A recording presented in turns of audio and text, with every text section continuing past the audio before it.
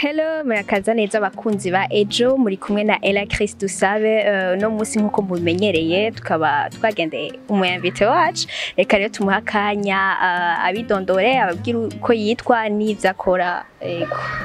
Amazina yanje ni Gateka Ange, nkaba ndi umurundikazi. Akazi kanje nkaba ndi mu video vixen. Ku bantu batamenyereye neza genre iyo terme uwo basigurira exactement ico ukora, kubera hari abantu bashaka kwibaza iske akora ibiki, atugiye ko akora iki. Mu video vixen umuntu ajejwe kwinjira mu ma clip y'abahanzi. Eko baravuga. Ya nibaza ko bose ubu babitahuye. Hama vyakujemo gute kugira utangure wumva wokora ku kazi? Byatanguye gute? Byatanguye nkiri umwana. Abana barakunda gukina, ugasanga bafasha fone ya mama wabo bariko barifilma, bariko bakina amafilm tout ça.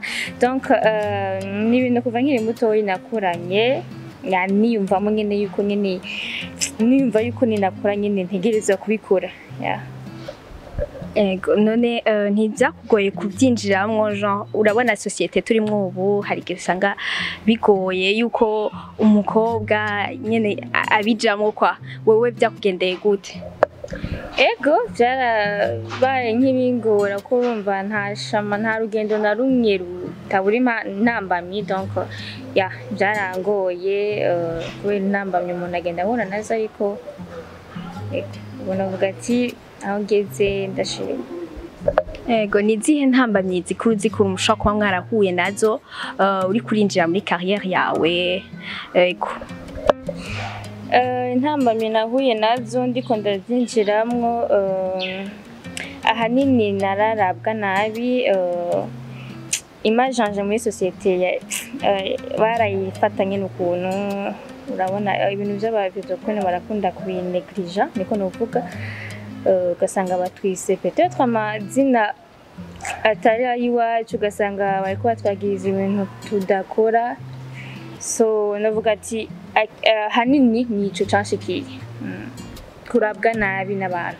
Est-ce que muri famille yawe bavyakiriye gute? Nk'abavyeyi bawe byagenze gute ubibabwiye ko ari byo ushaka gukora? Bon, ushujumva yuko bwa mbere nkibabwira byari un peu difficile, kubera naye mubwiye ndicari ku muvyeyi ndamubwira projet nshaka kugira, kuntu nshaka gushinga carrière yanje. Rero urumva umuvyeyi aguma n'umuvyeyi, kandi bo bafise devoir yo guproteja umwana wiwe, ariko yaragiye arabitahura. Ega arabona ati umwana wanje arakunda iki, okay reka ndamureka, ariko ndamutekerere quelques conseils tout ça. Nizihe nyungu umaze kubona bifise kuba ukora akazi uri kurakora? Inyungu zirimwo nuko kuva nk'ibijamwo naramenyanye n'abantu batandukanye, ndabironkeramo experience tari nkeyi cyane, ndamenya ibintu byinshi, ndaronka ama connaissance menshi, urahungukira ibintu byinshi n'agasale karimo bien sûr. Ego cyane. Hama nizihe projet ufise, nizihe ndoto wifuza gushikako muri future, uriko donc byerekeranye n'akazi kawe? Nifuza gushika kuri ashoboka nkaba mu video mode ari international. Tukire ngaho nyene, nuwe muririmbyi novuga nyene wo hanze ubona wifuza yuko ati ubu muntu vraiment ndashaka tuzokorana? Novuga ngo numwe kumbwiye uko nta numwe nobona ko ashakwana n'abantu benshi cyane. Basi woduha nk'abantu nka 5 canke 3? Okay, reka duhere hafi mu Rwanda. Nifuza gukorana na ba Bruce Melody, ba Midi, ba The Ben, ba Marina. Muri Tanzania ba Diamond Platnumz, ni benshi muri Tanzania. Donc ndize ndavuga bose franchement tosanga tuharandiriye. Yego none benshi bashaka kubona ukora akazi ukora, mugabo nibaza yuko hari izindi mpano abantu benshi batazi. Nizihe mpano ziri kashe novuga twese tutabona ariko ufise? izindi mpano ziri kashe then muzoza murazibona ndazierekana ariko zirahari zirahari kandi witeze kuzozigaragaza wese muzozibona ninazigaragaza. Okay, reka tuzirindirane igishika mu kazi kawe. Nk'umuntu amaze kugiramwo experience uramaze kubona amakosa benshi abantu mukora akazi kamwe mukunda kugira canke byakubayeko, nuduhe dukosa wohanura nk'abantu bagenzi bawe kudakora? Ikintu nohanura abagenzi banje dukorana aka kazi bitware neza kandi bamenye ico barimo. Ibintu by'ubuvido nayo mpamvu abantu benshi badufata ubutariko kubera iki, hariho bagenzi bacu bamwe apana bose, bamwe usanga bariko barakora ibitajanye n'akazi kabo, ugasanga maybe nyimba yagiye gukora hari ibindi vyinshi iruhande. So ico nohanura bamenye ico barimo, bareke kuhuruduka, bamenye ico barimo, babifate nk'umwuga akazi. Iyo uronse amakommentaire ari negative wowe uvyitwaramwo gute? Est-ce que birakwafecta cane? Ubijera gute? Non, ahubwo au contraire biranyispira parce que hari ukuntu je ndakunda kuraba amakommentaire y'abantu. Par exemple nka clip isohotse ukaraba amakommentaire, mu video queen yagize uku, yagize uku nuko. So ajya amakommentaire negative arashobora gufasha, ugasanga umuntu yakomanse peut-être ahantu wagize kosa gatoyi, ariko usanga ivyo yavuze n'ivyo. So nkizo ziramfasha, urumva n'aba ari negativite ziramfasha wewe abavuze ukuri kandi kuboneka. Kubijanye n'ayandi makommentaire navuga ngo yo kuntuka iki no nakimeze kugira na kimwe yongera parce que avant yo kwilansa mu bintu by'ubuvido kuncanke video vixen, ikintu cyose navuga ati ndi prête yo kucafronta parce que ivyo byose nabigiyemo mvuga ati I'm ready. En fait ndabizi yuko nyene bizoshikira. Donc wari préparé quoi. Donc nk'ubu uwo guhagarika imbere y'abantu benshi, uri imbere y'abantu uba wumva wo babwiriye? Imbere y'abantu benshi muri concert, muri tournage, genre exactement n'importe où, imbere y'abantu bagusabye kuvuga ijambo canke ikintu wobabwira, ni yihe message woshaka kubashikiriza?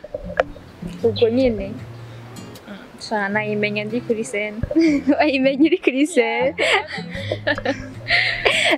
Ok, donc basi mu bijanye n'akazi kawe ni yihe message woha abantu, donc société tubayemwo, abantu canke abantu batinya gutangura gukora ivyo bakunda, kubera urumva nkawe wafashe risque urakora ibintu société ivuga ati oya vraiment, wobabwira iki? Ku kintu nababwiye kuko n'umundi ubuzima no gufata amarisque, ikintu utagicinjiyemwo ngo uvuga ati je ndiyemeje gukora ikintu ntuzomenya ngo bifite nuko utilansije mu kintu ntuzomenya ukuntu kimeze. So ikintu cyose no gufata risque, ifo gukora ico umuntu akunda, we wumva yuko ubikunda kandi ubizi uvyumvamo, bikore, do it. Nk'umuntu nk'umuririmbyi ashaka ko mukorana yo kuronka gute?